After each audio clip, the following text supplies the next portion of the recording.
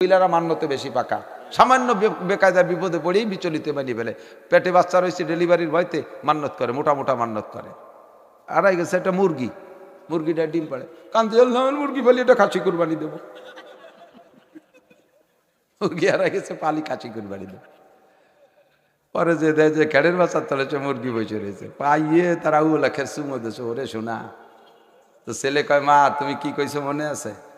তাড়াতাড়ি টাহা দাও, আমি খাসি কিনে এনে দিয়ে আসি। হ্যাঁ শয়তান চুপ কর, আল্লাহর মনে নাই, ও মনে এড়িয়ে দিচ্ছে। ও কয়, মা তুমি যে শিয়ালের ভয়তে মান্যত করছো, শিয়াল কিন্তু তবলিগে যাই নেই, ও সরমনায় মুড়িদ হইনি, ও বাগানে আছে। তাড়াতাড়ি খাসি কিনে টাহা দাও, নালি কিন্তু তোমার মুরগি থাকবে না রে। ওর মা আজ দেয় কাল দেয়, তাই দেয় নাকি?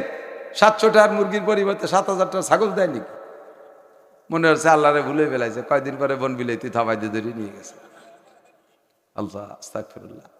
কখনো কোনো পীরের দরবারে মান্যত হবে মারাত্মক ভুল।